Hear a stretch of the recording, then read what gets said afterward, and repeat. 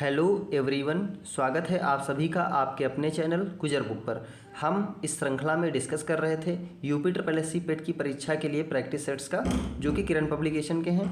इसी क्रम में सेट नंबर 11 आप सभी के सामने है, तो सेशन को शुरू करते हैं। चलते हैं क्वेश्चंस पर।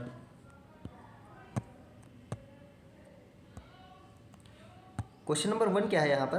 प्राचीन काल में कलिंग का महान शासक निम्नलिखित में से कौन था? ऑप्शंस क्या है? अजातशत्रु, बिंदुसार, खारवेल या मयूराशर्मन। तो यहाँ पर करेक्ट आंसर क्या हो जाएगा? खारवेल।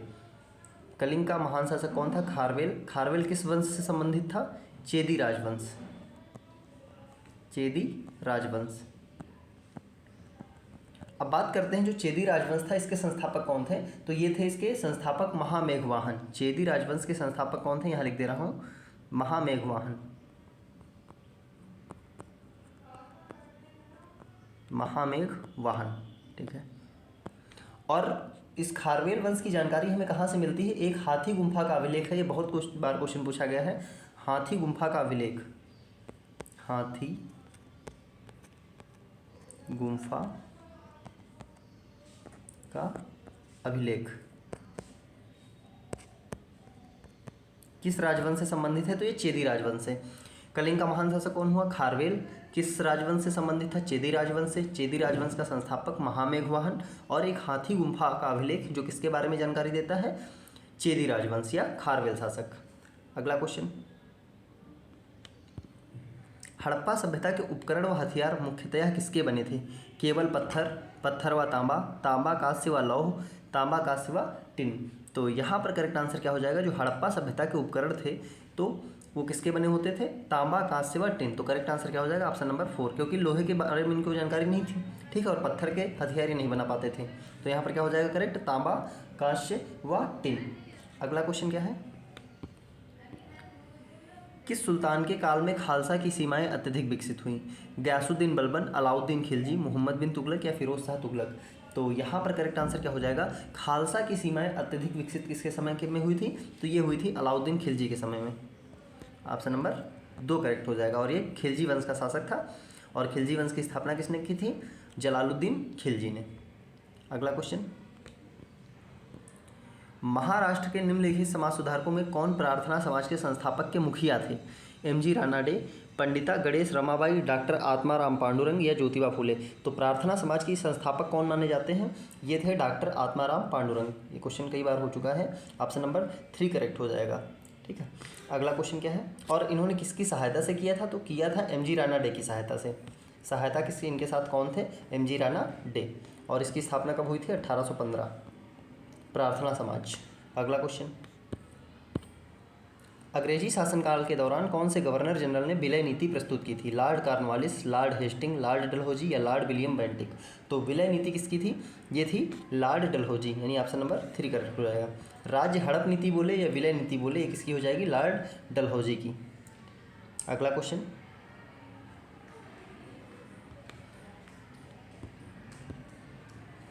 किस आंदोलन के साथ महात्मा गांधी ने भारतीय राजनीति में पदार्पण किया? सूरत रात्र, चंपारण, असहयोग आंदोलन या दांडी यात्रा। तो यहाँ पर करेक्ट आंसर क्या हो जाएगा? गांधी जी का पहला आंदोलन कौन सा था भारत में? ये था चंपारण आंदोलन, जो कि कब हुआ था? 1917। अगला क्वेश्चन है, और चंपारण कहाँ पड़ता है? बिहार। बिहार। अगला क्वेश्चन क्या है? किसने घोषित किया स्वराज मेरा जन्म सिद्ध अधिकार है और मैं इसे लेकर रहूँगा? गोपाल कृष्ण गोखले, बाल गंगाधर तिलक, लाला लाजपत राय, के.टी. तेलंग। तो यहाँ पर करेक्ट आंसर क्या हो जाएगा? ये नारा किसने दिया था? स्वराज मेरा जन्म सिद्ध अधिकार है और मैं इसको लेकर रहूँगा, ये कहा था बाल गंगाधर तिलक ने। बाल गंगाधर तिलक। अगला क्वेश्चन क्या है?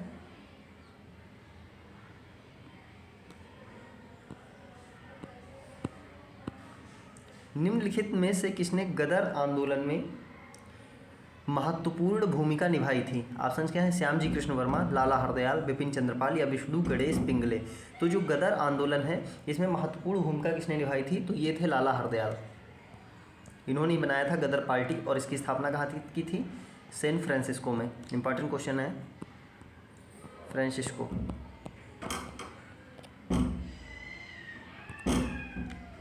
और किसने किया था? लाला हरदयाल ने। अगला क्वेश्चन क्या है? निम्न में से किसने तीनों गोलमेज सम्मेलनों में भाग लिया था?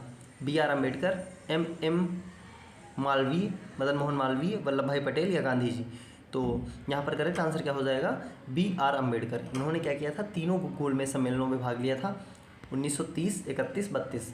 लेकिन जो गांधी जी थे इन्होंने केवल सेकंड में भाग लिया था। क्वेश्चन पूछा जाता है गांधी जी ने किस गोलमेज सम्मेलन में भाग लिया था, तो ये सेकंड में गए थे केवल। अगला क्वेश्चन क्या है? 1930 में की गिरफ्तारी के कारण पेशावर की सड़कों पर उग्र प्रदर्शन हुए। तो यहाँ पर ऑप्शंस क्या है? अब्दुल गफ्फार खान, अब्दुल कलाम आज़ाद, जाकिर हुसैन या मुजफ्फर अहमद? तो यहाँ पर करेक्ट आंसर क्या हो जाएगा? अब्दुल गफ्फार खान, यानी कि ऑप्शन नंबर फर्स्ट करेक्ट हो जाएगा। 1930 में इनकी गिरफ्तारी के कारण कहाँ? पेशावर की सड़कों पर उग्र प्रदर्शन हुआ था। ये किसके शिष्य थे? ये महात्मा गांधी को अपना गुरु मानते थे, तो ये महात्मा गांधी के शिष्य थे। अगला क्वेश्चन, एशिया और यूरोप में संतुलित घास स्थल कहलाती है पंपास, शवाना, स्टेपेस या तेराई? तो यहाँ पर करेक्ट आंसर क्या हो जाएगा? जो एशिया और यूरोप में, तो इसको बोलते हैं स्टेपेस, यानी कि ऑप्शन नंबर 3 करेक्ट हो जाएगा। अगला क्वेश्चन क्या है? बादल किस मंडल में अवतरित होता है? आयन मंडल, क्षोभ मंडल, समताप मंडल या ओजोन मंडल? तो यहाँ पर करेक्ट आंसर क्या हो जाएगा? मौसम संबंधी घटनाएं कहाँ होती? क्षोभ मंडल में होती, तो बादल भी कहाँ होंगे? क्षोभ मंडल में, यानी ऑप्शन नंबर 2 करेक्ट हो जाएगा यहाँ पर। अगला क्वेश्चन क्या है? कौन सा राज्य भारत के सबसे पूर्वी भाग में है? अरुणाचल प्रदेश, असम, नागालैंड, मणिपुर? तो सबसे पूर्व में कौन सा पड़ता है? ये पड़ता है अरुणाचल प्रदेश। यानी कि अगर ये क्वेश्चन पूछा जाए कि भारत में सबसे पहले सूर्योदय कहाँ पर दिखाई देता है, तो सबसे पहले सूर्योदय कहाँ दिखेगा? अरुणाचल प्रदेश में। अगला क्वेश्चन, निम्नलिखित में से कौन सा देश नाथुला दर्रा के पार है? तो यहाँ पर ऑप्शंस क्या हैं? म्यांमार, थाईलैंड, नेपाल और चीन। तो यहाँ पर करेक्ट आंसर क्या हो जाएगा? सबसे पहले मुझे ये पता होना चाहिए कि नाथुला दर्रा किस स्टेट में है। तो नाथुला दर्रा कहाँ पर पड़ता है? ये पड़ता है सिक्किम में, सिक्किम।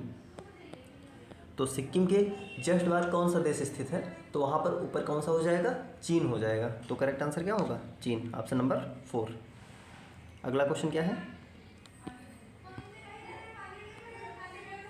निम्नलिखित में से कौन से उद्योग को सूर्योदय उद्योग कहा जाता है? लोहा और इस्पात, सूती वस्त्र, सूचना प्रौद्योगिकी, चाय और काफ़ी? तो यहाँ पर करेक्ट आंसर क्या हो जाएगा? Sunrise industry. सनराइज इंडस्ट्री किसे कहा जाता है? चाय और सूचना प्रौद्योगिकी को बोला जाएगा। सनराइज इंडस्ट्री किसे कहेंगे? सूचना प्रौद्योगिकी को। अगला क्वेश्चन क्या है? 11वीं पंचवर्षीय योजना की अवधि निम्नलिखित में से कौन सा सही है? 1/1/2005 से 31/12/2010, 1/4/2005 से 31/3/2010, 1/1/2006 से 31/2011, 1/4/2007 से 2012। तो यहाँ पर आपको डेट नहीं केवल सन पता होना चाहिए। 7 से 12 थी 11वीं पंचवर्षीय योजना, क्योंकि इसके बाद 12वीं कौन सी थी? 12 से 17, जिसको ख़त्म कर दिया गया था। तो ऑप्शन यहाँ पर कौन सा करेक्ट हो जाएगा? 2007 से 2012। अगला क्वेश्चन, निम्नलिखित में से कौन सा जोड़ा सही नहीं है? प्रथम योजना 1951 से 56 करेक्ट है, ठीक है। तृतीय योजना 66 से 71, यही गलत हो जाएगा, क्योंकि इसी बीच में क्या चल रहा था? योजनाओं का। तो यहाँ पर गलत ही पूछा गया है, तो करेक्ट आंसर क्या हो जाएगा? Option number 2। बाकी सारे सही हैं। मैं बता चुका हूँ बहुत बार योजनाओं का टाइम पीरियड, आप लोग ध्यान रखेंगे। अगला क्वेश्चन, प्रधानमंत्री की उज्ज्वला योजना किससे संबंधित है? सामाजिक रूप से पिछड़े वर्ग के एलपीजी गैसों के वितरण से, अनुसूचित जाति और अनुसूचित जनजाति के सदस्यों की निःशुल्क बिजली कनेक्शन से, बच्चों को बृहद स्तर पर प्रतिरक्षण के अभियान से, या इनमें से किसी से नहीं? तो जो उज्ज्वला योजना है ये किससे संबंधित है? सामूहिक रूप से पिछड़े वर्गों के एलपीजी गैस के वितरण से। ऑप्शन नंबर कौन सा करेक्ट हो जाएगा? 4। और यहीं पर अगर बात करते हैं उजाला योजना, तो ये किससे संबंधित है? एलईडी, कम दामों पर एलईडी वितरण से। अगला क्वेश्चन, उपभोक्ता को मूल्य वर्धित कर वैट से कैसे लाभ पहुंचता है? तो ऑप्शंस देखते हैं। वैट की फुल फॉर्म होती है वैल्यू एडेड टैक्स। ऑप्शंस देखते हैं इसके। इससे कर पर कर नहीं लगता है और इस प्रकार कीमतों में वृद्धि होना रुक जाता है। उत्पादन लागत कम हो जाती है, बिक्री कर समाप्त हो जाता है, राज्य द्वारा निर्धारित कुछ सीमाओं के अंतर्गत लघु व्यवसायों पर कर से छूट मिल जाती है। तो जो वैट होता है वैल्यू एडेड टैक्स, ठीक है, क्या है, वैल्यू एडेड टैक्स। तो इससे क्या है, उपभोक्ता को कैसे लाभ पहुंचता है। तो यहाँ पर इसका करेक्ट आंसर क्या हो जाएगा, इससे कर पर कर नहीं लगता है और इस प्रकार कीमतों में वृद्धि होना रुक जाता है। करेक्ट आंसर क्या हो जाएगा ये। उत्पादन लागत कैसे कम हो जाएगी, जितनी लागत लग रही है उतनी ही लगेगी। बिक्री कर कभी समाप्त नहीं होगा। और राज्य द्वारा निर्धारित कुछ सीमाओं के अंतर्गत लघु व्यवसायों पर कर से छूट मिल जाती है, ऐसा नहीं है। यहाँ पर सीधे क्या होता है कि कर पर कर नहीं लगता है, इसलिए कीमत में वृद्धि नहीं होती है। ऑप्शन नंबर 1 करेक्ट हो जाएगा। अगला क्वेश्चन,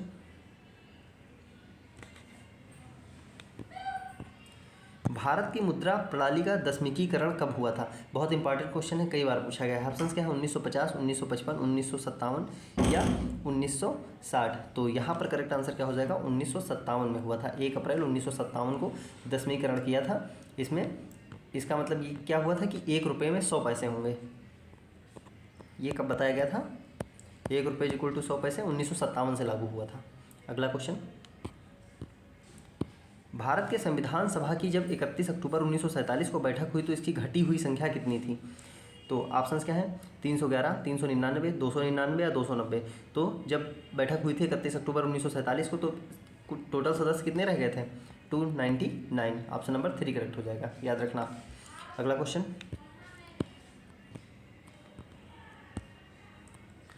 निम्न में से कौन सा मौलिक अधिकार विदेशियों को भी प्राप्त है।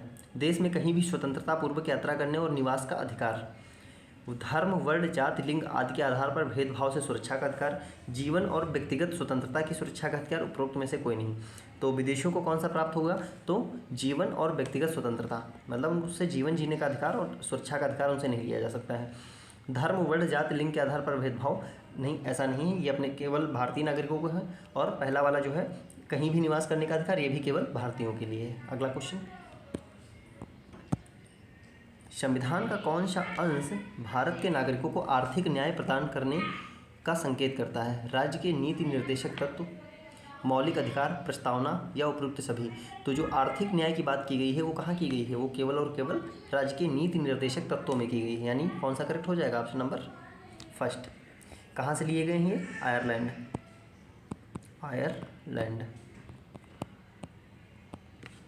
मौलिक अधिकार यूएसए। अगला क्वेश्चन, भारत के संविधान के किस अनुच्छेद के अंतर्गत सशस्त्र बलों के सदस्यों के मौलिक अधिकारों को विशेष रूप से प्रतिबंधित किया जा सकता है। तो यहाँ पर ऑप्शन क्या है, अनुच्छेद 33, अनुच्छेद 19, अनुच्छेद 21, अनुच्छेद 25।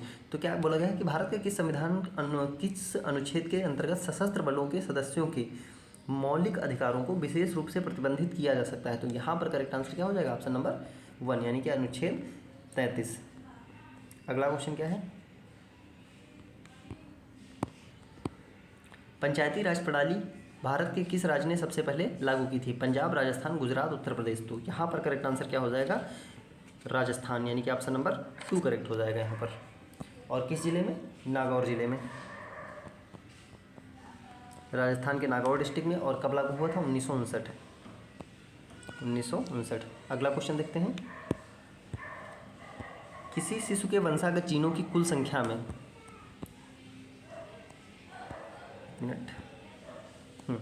किसी शिशु के वंशागत जीनों की कुल संख्या में पिता से प्राप्त जीनों की संख्या अधिक होती है, माता से प्राप्त जीनों की संख्या अधिक होती है, माता और पिता से प्राप्त जीनों की संख्या समान होती है, माता पिता से प्राप्त जीनों की संख्या एक समान कभी नहीं होती है। तो यहाँ पर करेक्ट आंसर क्या हो जाएगा, जब वंशागत जीन जाते हैं तो माता और पिता से प्राप्त जीनों की संख्या क्या होती है, हमेशा समान होती है। अगला क्वेश्चन क्या है, वृक्क के आकार की द्वार कोशिकाएं किसमें होती हैं। द्विबीजीय पादपों में, एक बीजीय पादपों में, उपयुक्त दोनों में, शैवाल किसे बोलते हैं, काई को, इसमें पाई जाती हैं। तो यहाँ पर जो वृक्क के आकार की द्वार कोशिकाएं किसमें पाई जाती हैं, द्विबीजीय पादपों में हमेशा पाई जाएंगी। ऑप्शन नंबर 1 करेक्ट हो जाएगा। मतलब जिसका बीज का जो ऊपर का खोल है उसको हटाने पर अंदर से क्या मिलते हैं, हमें 2 मिलते हैं, 2 पार्ट में उसको डिवाइड कर सकते हैं बीज में, कैसे, वृक्क के आकार में। अगला क्वेश्चन क्या है,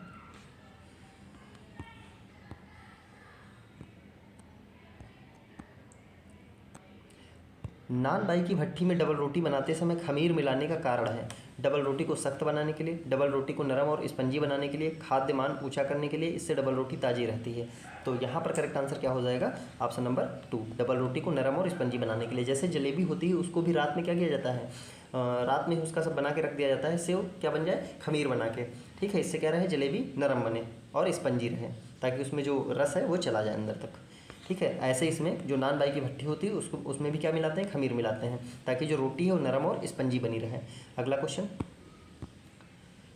संतुलन की स्थिति में एक प्रणाली का एंट्रोपी परिवर्तन और इसके आसपास का वातावरण, अगर कहीं पर संतुलन की स्थिति है तो एंट्रोपी, एक प्रणाली का एंट्रोपी परिवर्तन और उसके पास का वातावरण कैसा रहेगा, बढ़ता है, कम हो जाता है, स्थिर रहता है, या इनमें से कोई भी नहीं होता। तो जब संतुलन की स्थिति बनी हुई है तो एंट्रोपी परिवर्तन और उसके आसपास का वातावरण हमेशा क्या रहेगा, स्थिर रहेगा, यानी कि ऑप्शन नंबर 3 करेक्ट हो जाएगा। अगला क्वेश्चन क्या है, विद्युत क्षेत्र शक्ति को दर्शाने के लिए अनुकूल इकाई है। यहाँ पर क्या है, V/C, AM/C/m² N/C। तो देखो यहाँ पर अगर मैं बात करूँ तो इसको क्या बोलते हैं, वोल्ट और कूलाम, वोल्ट पर कूलाम, एम्पियर मीटर, कूलाम पर मीटर स्क्वायर, न्यूटन पर कूलाम। हमें क्या बताना है, विद्युत क्षेत्र बताना है। ठीक है, विद्युत क्षेत्र शक्ति, तो इसकी एसआई वैल्यू क्या होती है, न्यूटन पर कूलाम, यानी कि ऑप्शन नंबर 4 करेक्ट हो जाएगा, न्यूटन पर कूलाम। अगला क्वेश्चन क्या है,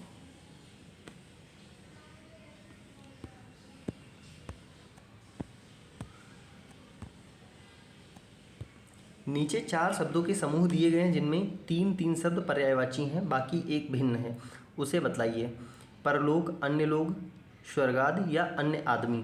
तो यहाँ पर 36 में कौन सा करेक्ट हो जाएगा, परलोक, स्वर्गादि, अन्य लोग, ये सब क्या हैं, पर्यायवाची हैं। परलोक हो गया, स्वर्गादि बोल देते हैं, अन्य लोग बोल देते हैं, तो यहाँ पर अन्य आदमी ये क्या हो जाएगा, इनकरेक्ट, ये इससे मैच नहीं खाएगा, तो यही करेक्ट हो जाएगा यहाँ पर। अगला क्वेश्चन, विकर्षण का विलोम शब्द है। ऑप्शंस क्या हैं, घर्षण, आकर्षण, समर्पण या तर्पण। तो विकर्षण मतलब दूर जाना, तो इसका अपोजिट क्या हो जाएगा, आकर्षण, यानी कि ऑप्शन नंबर 2 करेक्ट हो जाएगा। अगला क्वेश्चन क्या है, वाक्य खंड के स्थान पर एक शब्द बताइए जिसका विभाजन ना किया जा सके, अखंडित, अविभाज्य, अविभक्त या अखंड। तो यहाँ पर करेक्ट आंसर क्या हो जाएगा, जिसका विभाजन ना किया जा सके, तो उसके लिए एक करेक्ट आंसर क्या हो जाएगा यहाँ से, अविभाज्य, यानी कि ऑप्शन नंबर 2 करेक्ट हो जाएगा। अगला क्वेश्चन, यद्यपि में कौन सी संधि है। तो सबसे पहले इसका विच्छेद करते हैं, इसका विच्छेद क्या आएगा, यदि प्लस अपि। तो यहाँ से क्या आ रहा है, ई आ रहा है, और यहाँ से क्या आ रहा है, आ। ई और आ मिलकर क्या बनाते हैं, या बनाते हैं। ठीक है, और ये किस संधि में आता है, यड़ स्वर संधि में। तो यहाँ पर करेक्ट आंसर क्या हो जाएगा, ये ई और आ मिलकर क्या बनेगा, या बनेगा। अगला क्वेश्चन क्या है, अपना हाथ जगन्नाथ लोकोक्ति का सही अर्थ है,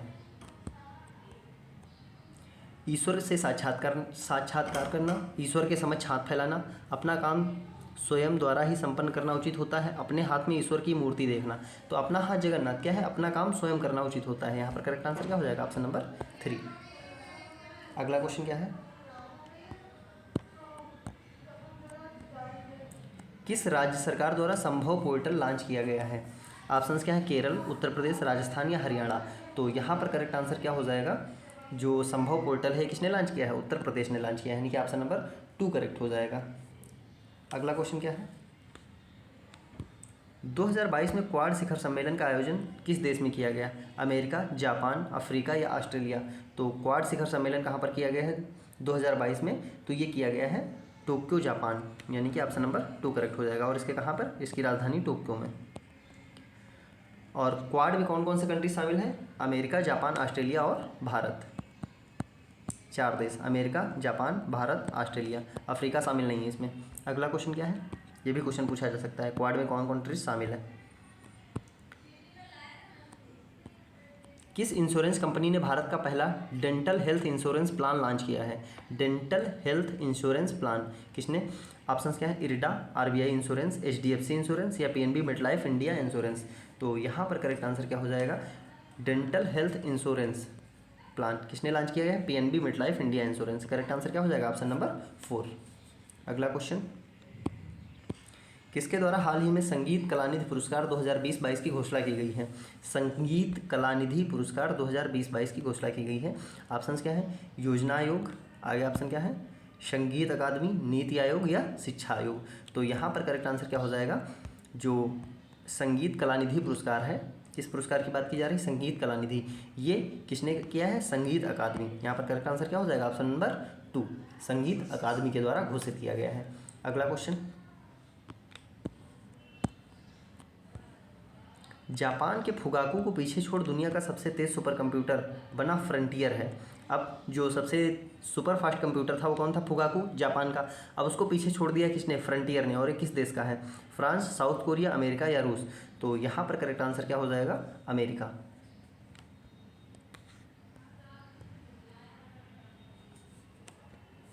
अगला क्वेश्चन क्या है?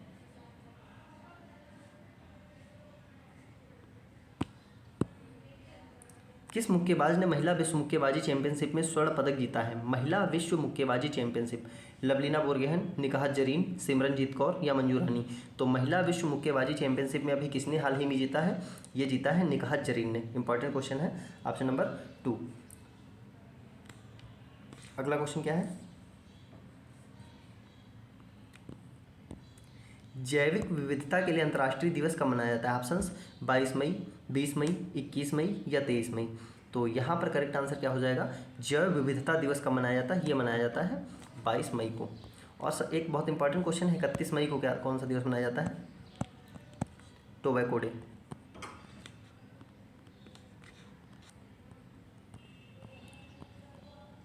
तंबाकू दिवस। अगला क्वेश्चन क्या है?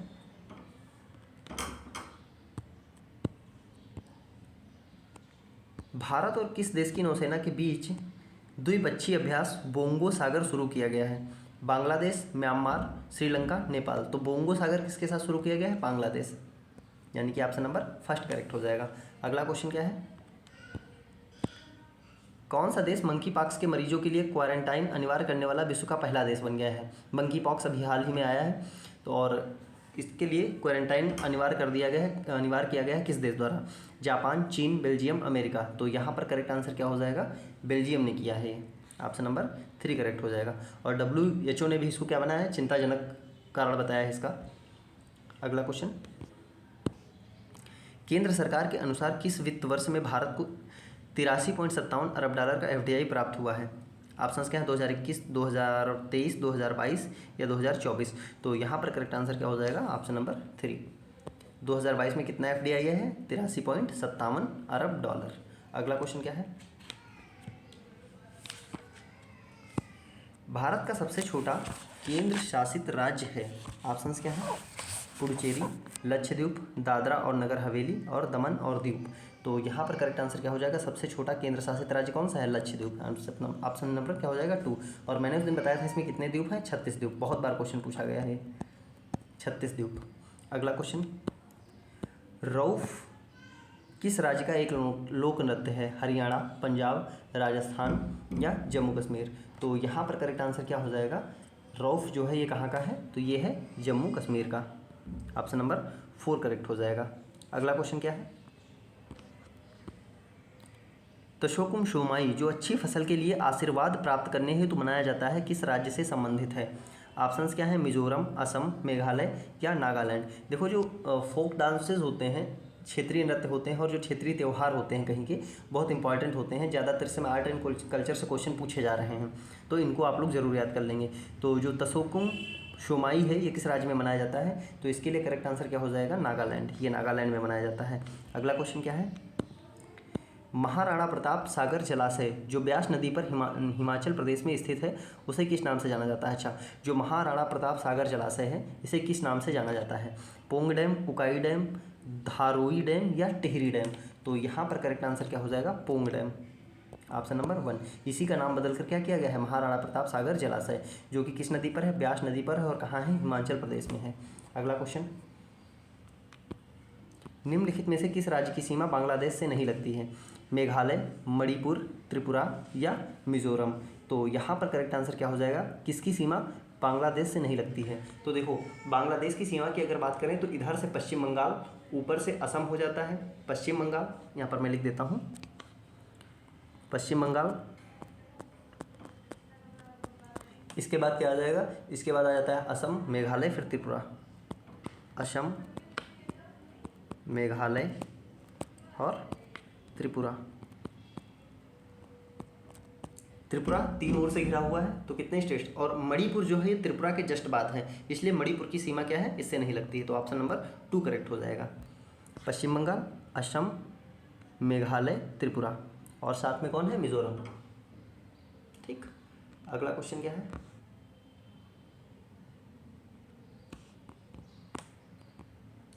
केंद्र शासित प्रदेश दादरा नागर हवेली महाराष्ट्र और के बीच स्थित है। जो दादरा नगर हवेली है ये किन राज्यों के बीच में पड़ता है।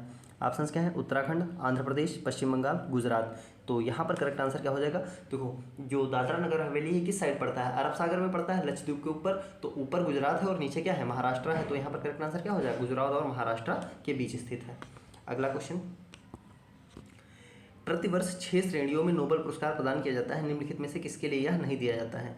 तो यहाँ पर मैं बता चुका हूँ किस किस क्षेत्रों में दिया जाता है, तो यहाँ पर गणित सब्जेक्ट में नहीं दिया जाता है। करेक्ट आंसर क्या हो जाएगा, ऑप्शन नंबर 3, भौतिकी में दिया जाता है, साहित्य में दिया जाता है, अर्थशास्त्र में दिया जाता है, शांति में दिया जाता है, और चिकित्सा में दिया जाएगा, और किस में दिया जाएगा, उसमें केमिस्ट्री, जिसको क्या बोलेंगे, रसायन विज्ञान। ठीक है, साहित्य, अर्थशास्त्र, भौतिकी, रसायन, चिकित्सा, और क्या बचा, एक शांति। ठीक है, अगला question,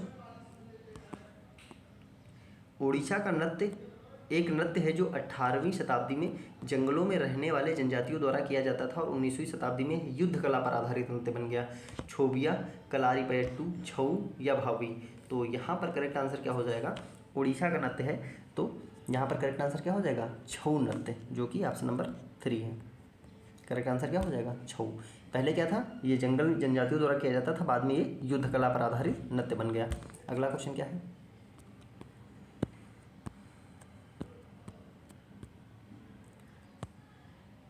the origin of species के लेखक हैं।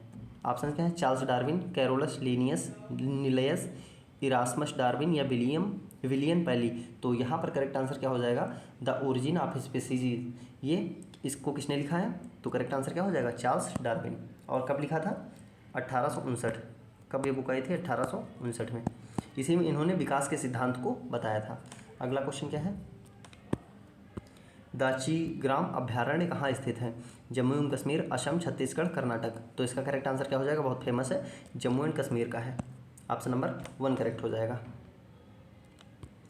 तो फ्रेंड्स, ये था आज के सेशन का लास्ट क्वेश्चन। उम्मीद करते हैं सेशन आपको अच्छा लगा होगा। अगर सेशन अच्छा लगा है तो इसको लाइक करें, कमेंट करें और ज़्यादा से ज़्यादा शेयर करें। अपकमिंग वीडियोज़ के लिए चैनल को सब्सक्राइब करना ना भूलें, और इसकी PDF के लिए हमारे टेलीग्राम चैनल की लिंक आपको डिस्क्रिप्शन में मिल जाएगी, वहाँ से उसको ज्वाइन करके आप PDF प्राप्त कर सकते हैं। धन्यवाद।